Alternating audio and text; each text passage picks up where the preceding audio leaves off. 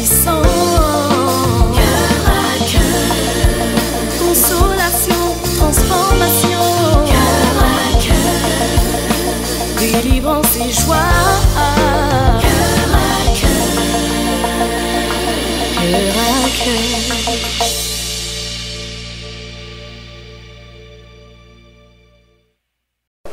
Les blessures intérieures, tellement de familles brisées, tellement d'hommes, tellement d'enfants brisés par les blessures intérieures.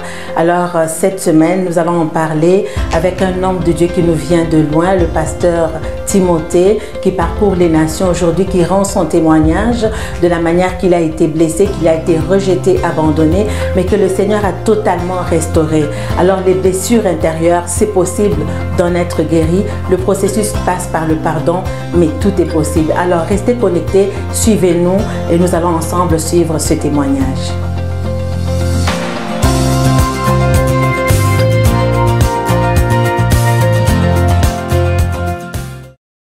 Bonjour, bienvenue à notre émission Cœur à Cœur. Aujourd'hui, nous parlons de blessures intérieures. Alors, nous savons que plusieurs personnes, plusieurs familles sont touchées par les blessures intérieures. Pour en parler cet après-midi, je reçois un homme de Dieu, alors qu'il nous vient de très très loin, le pasteur Timothée Kaboré. Bonjour, pasteur. Bonjour, pasteur Nathalie. Bonjour, pasteur. C'est vraiment un plaisir de vous avoir avec nous. Vous parcourez les nations, vous annoncez la bonne nouvelle aux nations. Et aujourd'hui, je sais que d'après le témoignage que j'ai suivi de vous, vous avez eu également beaucoup de blessures intérieures. Déjà, pour commencer l'émission, comment est-ce que vous pouvez définir les blessures intérieures? Merci beaucoup, pasteur Nathalie. Merci aussi à tous nos téléspectateurs et téléspectatrices qui nous suivent. Pour venir à votre question, je dirais que les blessures intérieures sont un état d'âme dans la vie d'une personne à un moment donné de sa vie. Il rencontre des difficultés, il rencontre des situations qui sont entassées dans sa vie et que cela constitue des plaies intérieures dans la vie de cette personne. Et cela atteint ses émotions, ses sentiments, et cela amène l'amertume dans la vie de cette personne. Effectivement, comme vous le disiez, c'est un état d'âme. Oui. En fait, les personnes, cet état d'âme est causé par un choc, oui, par une blessure, par une trahison, par un événement qui a amené donc ce choc dans la vie de la personne et la personne se trouve à être blessée intérieurement. Est-ce ça? Oui, c'est bien cela. C'est bien cela. C'est vraiment un choc que la personne a reçu à un moment donné au cours de sa vie et que cela est resté marqué dans son fond intérieur et que de jour en jour, la personne vit avec cette situation, ce qui fait qu'il est bloqué à un moment donné parce que son cœur est malade, son cœur n'est pas en paix vis-à-vis de lui-même et vis-à-vis des autres personnes. Alors, pasteur, vous-même, vous êtes passé par là. Oui. Vous avez été blessé intérieurement. Oui. Quelles sont les causes des blessures intérieures? On a commencé déjà à en parler. Oui. Quelles sont les causes qui peuvent blesser les hommes et les femmes? Ok, les causes sont multiples. Je dirais que la principale cause des blessures intérieures, c'est d'abord l'amertume. Ok? Lorsque on reçoit un choc dans sa vie à un moment donné, ça peut être fait par un ami très proche, un membre de notre famille très proche de nous qui pose un acte qu'on ne s'y attendait pas et cela reste marqué dans notre intelligence et cela nous amène à souffrir de cela pendant plusieurs années. Ça peut prendre beaucoup de temps et ça amène vraiment la frustration, ça amène le découragement, ça amène le manque de confiance en soi et le manque de confiance aux autres personnes. Donc vraiment les conséquences sont énormes. Les conséquences sont énormes. Oui. Et dans votre cas, vous, si vous pouviez nous ouvrir une parcelle de votre parcours, dans votre cas, vous, qu'est-ce qui a causé ces énormes blessures intérieures? Oh, dans mon cas personnel, il faut dire que j'ai reçu le Seigneur Jésus-Christ dès mon tendre enfance, lorsque j'avais 8 à 10 ans. J'ai été abandonné par mes parents, ils m'ont chassé de la cour. Cela a vraiment été très difficile pour moi et ça a amené une blessure très profonde dans mon cœur vis-à-vis de mes parents. Je ne pensais pas et je ne m'attendais pas que mes parents puissent me mettre dehors parce que j'ai décidé de suivre Dieu. Je pouvais comprendre si j'avais décidé de faire autre chose, ils pouvaient me mettre à la porte. Mais quelqu'un qui se décide pour Dieu et qu'on lui dit, mais si tu ne vas pas laisser ce Dieu-là, il faut quitter notre domicile et va et débrouille-toi ailleurs. Et surtout en étant un jeune enfant, cela m'a beaucoup marqué et je vous avoue que j'ai commencé à avoir des insomnies, des nuits blanches et je ne pouvais pas comprendre comment mon père et ma mère et tous mes frères et sœurs pouvaient vraiment m'abandonner de cette façon et j'ai été vraiment victime de cette blessure intérieur. Vous aviez quel âge? Oui. J'avais à l'époque 10 ans. 10 ans. 10 ans, c'est très jeune. Très jeune. Et la blessure est d'autant plus profonde. Oui. D'abord à cause de l'âge, parce qu'à ce moment-là, on se demande, mais qu'est-ce que je veux faire être livré comme ça à la rue? Oui. Deuxièmement, c'est quand même les personnes qui étaient en position d'autorité, des personnes qui sont censées nous chérir, nous protéger, nous encadrer, et c'est ceux-là même qui nous blessent. Donc la blessure est encore plus profonde. Plus profonde, oui. Oui. Alors, on a commencé à parler un peu des conséquences. Qu'est-ce que ça a eu comme conséquence, cette blessure-là, dans votre vie? Oh, la première conséquence qu'il y a eu dans ma vie, c'était le manque de pardon. Parce que, premièrement, tout de suite, je me suis dit, moi, je ne pourrais jamais pardonner mes parents à cause de cet acte qu'ils ont posé dans ma vie. Deuxième conséquence, ça m'a amené à me séparer de ma famille. Je ne voulais plus avoir de contact avec qui que ce soit dans la famille. Ça a amené un éloignement profond entre moi et mes parents. Et une autre conséquence aussi, j'ai commencé à perdre confiance en moi-même. Donc je n'avais plus confiance en moi-même, je n'avais plus confiance aussi aux autres. Je me suis renfermé sur moi-même. Je vivais une situation très pénible que je ne voulais même pas partager de ça. Je ne pouvais pas partager de ça avec quelqu'un d'autre. Donc je m'étais renfermé sur moi-même et ça a beaucoup joué sur mes études à l'époque parce que j'étais vraiment devenu comme un orphelin, quelqu'un qui est sans parents et je me réservais avec les autres camarades. Je ne voulais pas être avec eux parce que j'avais une blessure dans mon cœur. Et ça vous a empêché d'aller aussi à l'école? Certainement, ça a arrêté votre processus. Oui, ça m'a empêché d'aller plus loin dans mes études parce que j'ai été marqué. Bien sûr que mon maître à l'époque m'a reçu, il m'a encadré, il m'a encouragé et avec la prière et la parole de Dieu, je me suis en sorti. Mais il faut reconnaître que ça a été vraiment un frein à mes études. Et quand j'ai quitté le domicile de mon maître, je ne pouvais plus continuer également les études. Et cela a été un frein, un obstacle pour mes études. Alors la blessure est trop profonde. Trop profonde.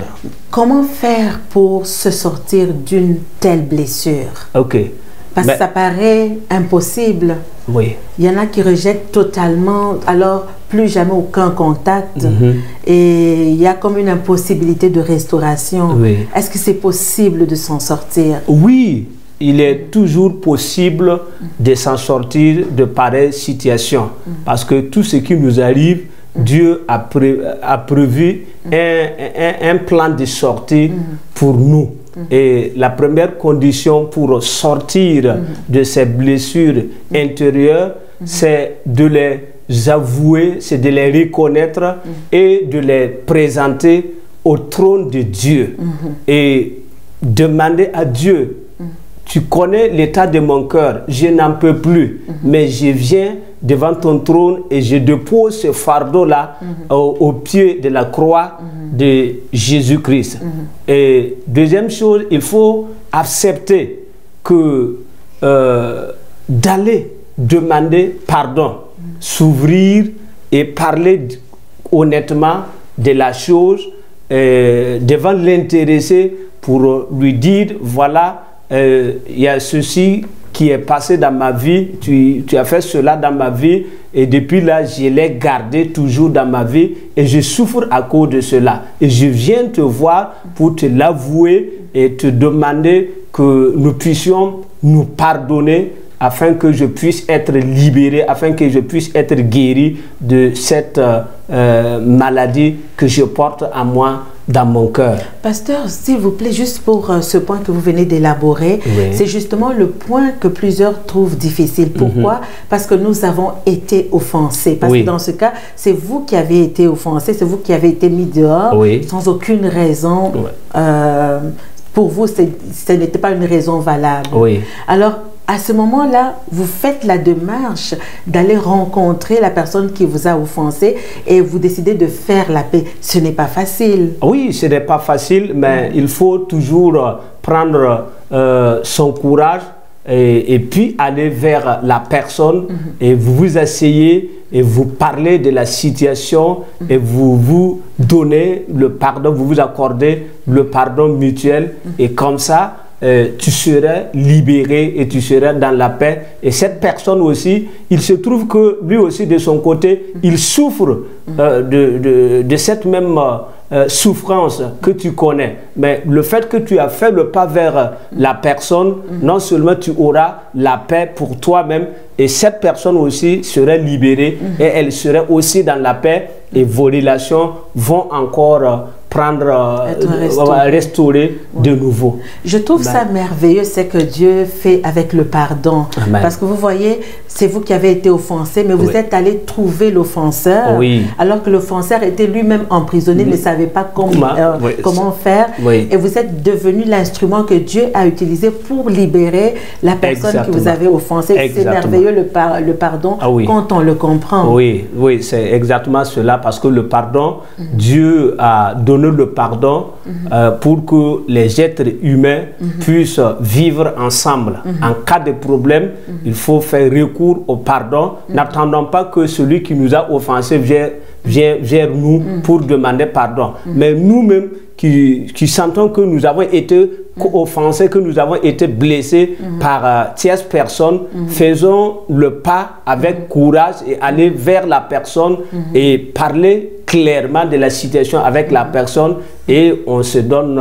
le pardon et la vie continue et nous sommes libérés vraiment de toute plaie, de toute blessure, de tout ce fardeau très lourd, de tout cet emprisonnement que nous pouvons avoir sur notre cœur. Alors vous parlez du processus pour s'en sortir. Donc premièrement, il faut en parler. Il faut en parler. Deuxièmement, il faut accorder le pardon. Exactement. Ensuite de cela, il faut apporter la situation dans la prière devant le trône de Dieu. Parce que Dieu, il est la source de la consolation. Et lorsque nous lui apportons notre souffrance, notre blessure devant lui et que nous nous accordons par le pardon et nous présentons la situation à Dieu, et Dieu intervient par son Esprit Saint et il envoie la restauration dans nos cœurs et dans nos vies. Voilà. Alors, le pardon octroyé n'apporte pas la guérison, mais nous accomplissons la volonté de Dieu, nous obéissons à Dieu. Exactement. Maintenant, c'est le Saint-Esprit qui va faire le travail de guérison. De guérison en nous. Et ça prend du temps pour être guéri. Ça peut prendre du temps. Mais c'est le travail du Saint-Esprit Au fur et à mesure que nous avançons, le Saint-Esprit nous guérit continuellement jusqu'à un moment donné. Nous sommes capables même d'oublier ce que nous avons fait et nous continuons dans la vie. Alors aujourd'hui, parce que vous êtes sorti de là, vous avez une expérience justement avec les blessures intérieures. Il y a des gens qui nous écoutent. Aujourd'hui, face à l'offense, on peut éviter de tomber dans les blessures intérieures. Comment faire ça? Ok, donc pour ceux qui traversent des situations comme ça face à l'offense, pour éviter de tomber dans les blessures intérieures, il faut être tout de suite une personne qui pardonne, qui laisse passer, qui ne garde rien sur son cœur. Parce que le fait d'accumuler les choses dans son cœur nous amène à avoir ces plaies intérieures. Mais nous devons être des hommes et des femmes qui laissent passer, qui acceptent, oui, qu'on nous piétine et que nous continuons par aimer les gens, de ne rien garder en nous, parce que l'homme a toujours cette habitude de garder les mauvaises choses. Pour les bonnes choses, ils oublient très rapidement, mais pour les mauvaises choses, ils gardent cela 20 ans, 10 ans, et tous les jours, ils se rappellent de cela. Nous devons d'abord être des hommes qui sont capables de passer, de surpasser ce que l'autre nous a fait. Et deuxièmement, nous devons être tolérants, tolérer les autres avec les défauts, tolérer les autres avec leurs manquements et continuer par vivre notre vie comme il se doit en comptant sur la grâce et sur l'intervention du Seigneur. Oui. Alors, il y a des personnes, pasteurs, qui nous regardent. Il y en a qui sont chrétiennes, il y en a qui ne sont pas chrétiennes. Alors, il y a cette phrase qu'on entend souvent, les gens qui se disent être blessés par Dieu. Là, nous parlions d'être blessés par un homme. Mais là, il y a des gens qui disent, si Dieu était là, je n'aurais pas vécu telle ou telle autre situation. Dieu, il y a des gens qui ont perdu un être cher et qui disent, Dieu m'a blessé. Alors, que dire à ces personnes-là? Dieu peut-il blesser un homme? Quelqu'un peut-il garder de l'amertume ou être blessé par Dieu?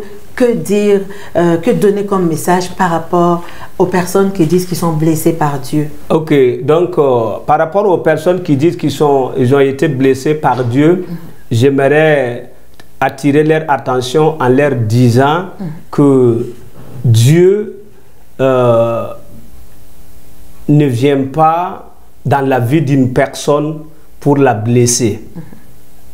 Elle a été simplement blessée par une situation qui est arrivée dans sa vie et non pas Dieu. Donc Dieu, il est toujours amour.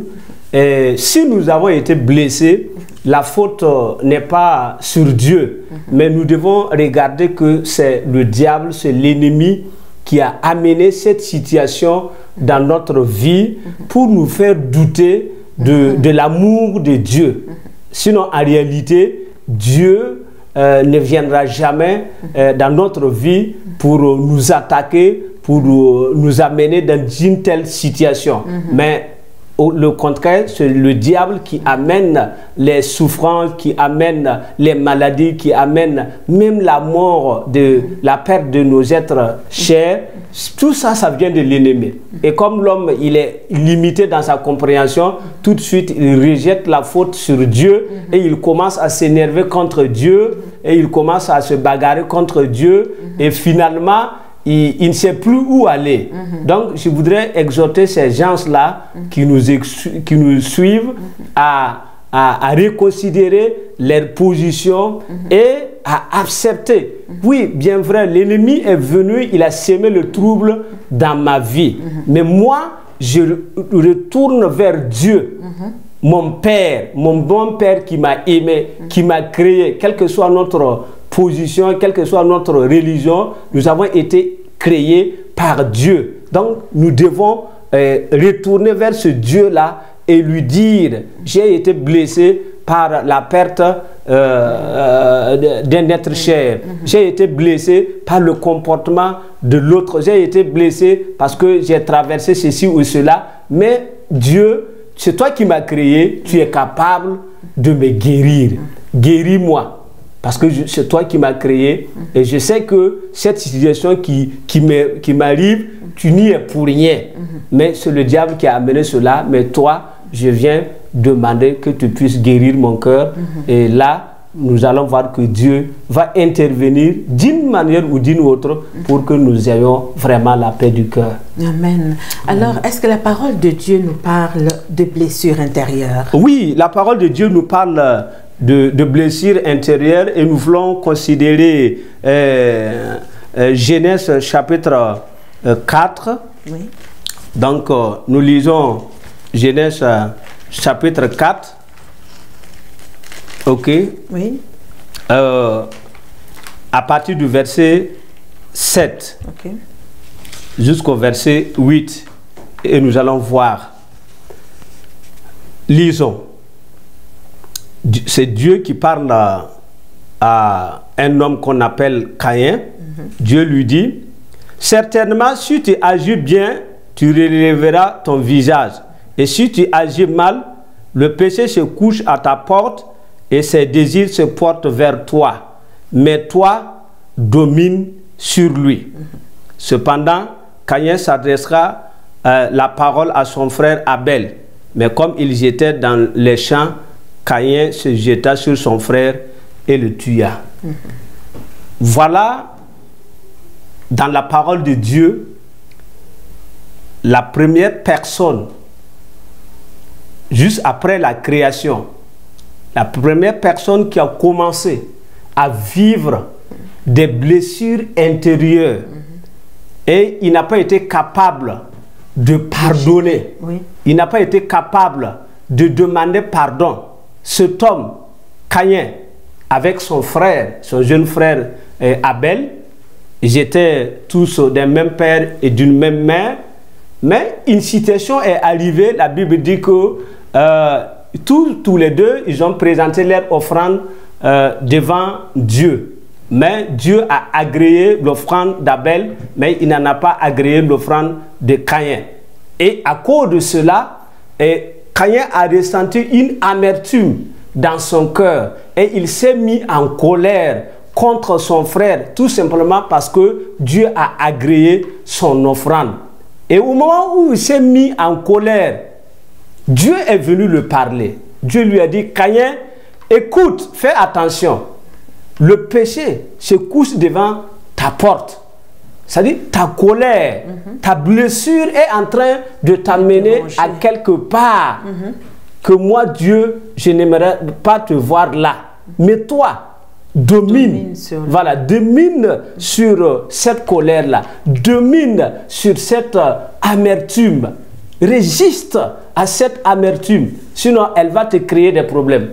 Malheureusement, cet homme n'a pas pu se contenir, il n'a pas pu résister à cette amertume qui a envahi son cœur et il était dans les champs en brousse avec son jeune frère et la Bible nous dit qu'il s'est jeté sur son grand frère, son jeune frère et il l'a tué à cause de cette blessure intérieure qu'il vivait. Il n'a pas pardonné et cela l'a conduit au premier meurtre dans la Bible. Et c'est Caïn qui a commencé.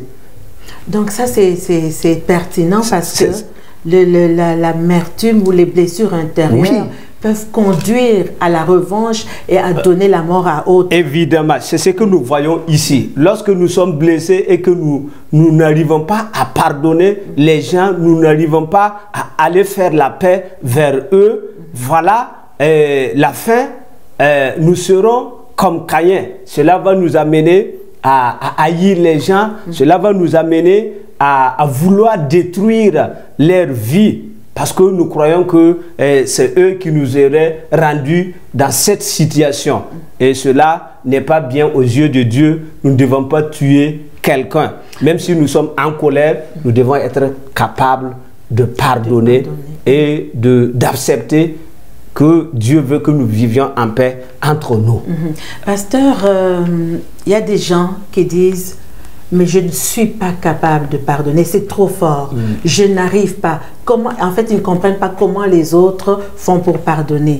Alors quand on leur dit pardonne, ils disent: c'est facile de me dire de pardonner, mais je n'arrive pas à pardonner. Comment arriver à pardonner une telle situation? Comment arriver à dominer sur cette rancœur, cette amertume, cette blessure? Comment faire? Ok, merci. À quoi est-ce qu'ils peuvent s'accrocher pour pouvoir dominer justement sur l'amertume ou sur cette blessure qui a été causée? Ok, merci pour cette question. Tout d'abord, pour pardonner, il faut faire preuve de courage. Pour aller demander pardon ou accorder le pardon à quelqu'un, il faut faire preuve de courage. Il faut faire violence sur soi-même.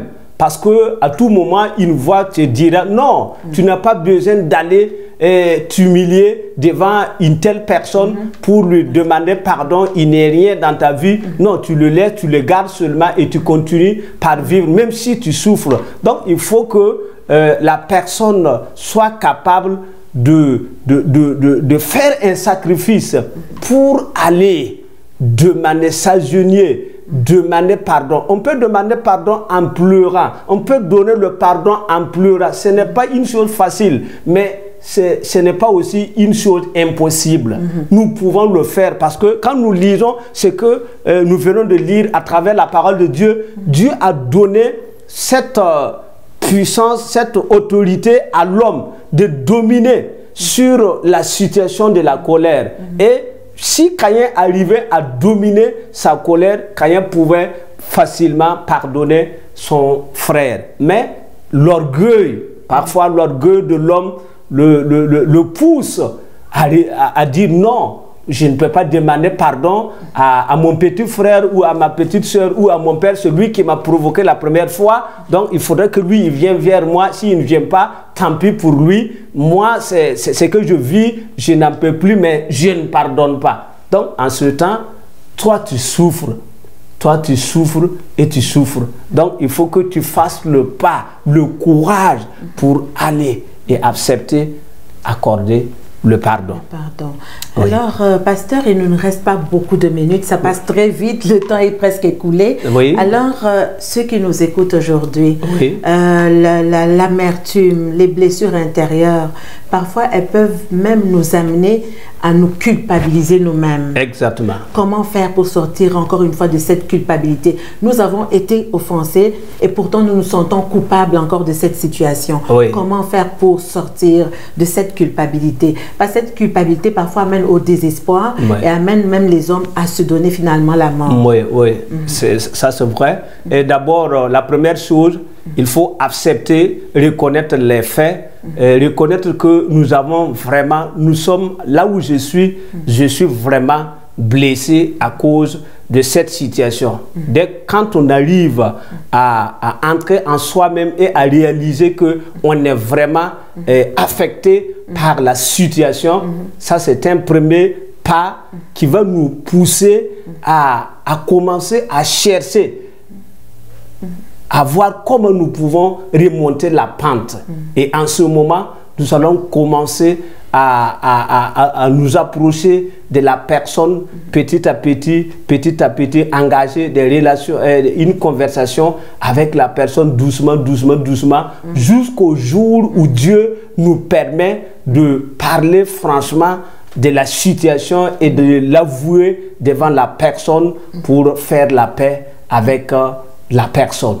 Donc, il faut prendre l'affaire, la situation à bras le corps et commencer à chercher des voies et des moyens et entreprendre des démarches pour aller vers la personne et pour pouvoir refaire la paix avec la personne. Alors voilà, nous achevons. Je vais vous donner le mot de la fin tout à l'heure parce que l'heure est écoulée déjà. Voilà donc tous ceux qui nous suivent ce soir, on peut être blessé mais on peut s'en sortir également. Oui. Le pardon, on peut être capable d'octroyer le pardon. Pour ceux qui se disent Dieu nous a blessés, le pasteur tout à l'heure nous a dit Dieu ne vient pas dans nos vies pour attaquer nos vies. Oui. J'ai beaucoup aimé ça. Dieu ne vient pas pour nous attaquer parce que Dieu est amour. Alors c'est une image que le diable nous donne pour nous séparer de Dieu, pour nous amener à douter de Dieu. Alors ne doute pas de Dieu. Toute circonstance dans ta vie amène toujours la gloire à Dieu. Amen. Alors, le pardon, tu peux l'octroyer. Oui. Le pardon est divin, ça ne vient pas de nous. Hein. Oui, ça vient de Dieu. C'est difficile c'est un acte d'obéissance à Dieu. Quand on pardonne, on obéit à la parole de Dieu et on permet ainsi à la justice de Dieu de venir s'accomplir dans nos vies. Voilà, pasteur, on arrive vraiment à la fin. Le temps passe vite, ça nous prendra une autre émission. Je vous laisse donc le mot de la fin. Ok, merci beaucoup pour le mot de la fin. Je voudrais juste dire à tous ceux qui vivent cette situation, ce n'est pas encore fini pour vous. Vous avez toujours de l'espoir puisque vous êtes en train de nous suivre. Dieu vous aime et Dieu a la solution à votre situation. Il faudra seulement accepter de faire le premier pas qui est de rechercher la réconciliation avec la personne qui vous a offensé. Allez vers la personne et faites la paix avec la personne. Voilà, donc nous ne devons pas aussi être en conflit avec nous-mêmes. Nous ne devons pas aussi être en conflit avec Dieu, mais nous devons être en conflit avec le diable. Parce que c'est lui qui est l'auteur des troubles. Parce que lui, il ne veut pas que nous soyons en paix. Et lorsque nous réalisons que cela ne vient pas de mon frère ou de ma soeur ou de Dieu, et que cela vient du diable, nous allons faire recours à la prière et nous allons demander à Dieu, guéris mon cœur. Donne-moi la grâce de pardonner à mon frère ou à ma soeur. Donne-moi la grâce d'aller vers lui pour faire la paix, parce que je veux que mon cœur soit libre, pour que je puisse vivre ma vie et que je puisse louer et adorer le Seigneur dans ma vie. Que le Seigneur vous bénisse et que sa grâce soit sur chacun d'entre vous. Pasteur, merci beaucoup d'avoir accepté cette invitation. Merci. Nous vous voyons, vous parcourez les nations. Dieu vous utilise aujourd'hui pour aider d'autres personnes qui ont été blessées comme vous. Merci. Alors, il y a de l'espoir pour ceux qui souffrent. Il y a un avenir, il y a une espérance. Et notre espérance n'est pas vaine. Également à rappeler, notre combat n'est pas contre la chair ni le sang, mais il est contre des entités, contre le monde des ténèbres qui viennent donc pour asservir les gens. Alors voilà, c'était tout pour aujourd'hui. Sortir des blessures des blessures internes. Oui, il peut y avoir la guérison dans les blessures internes et le processus passe évidemment par le pardon. Que le Seigneur vous bénisse. N'oubliez pas de nous écrire coeur-à-coeur7gmail.com ou encore de partager, de visiter notre page Facebook et de partager, d'amener les commentaires, de nous appeler. Si vous avez des questions, nous allons vraiment faire un plaisir de vous répondre. Que le Seigneur vous bénisse. Amen.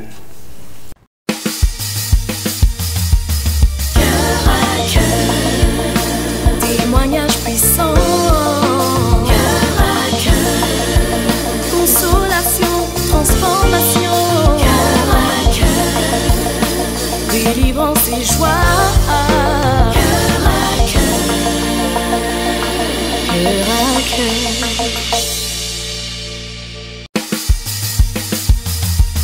cœur à cœur, témoignage puissant, cœur à cœur, consolation, transformation, cœur à cœur, délivrance et joie.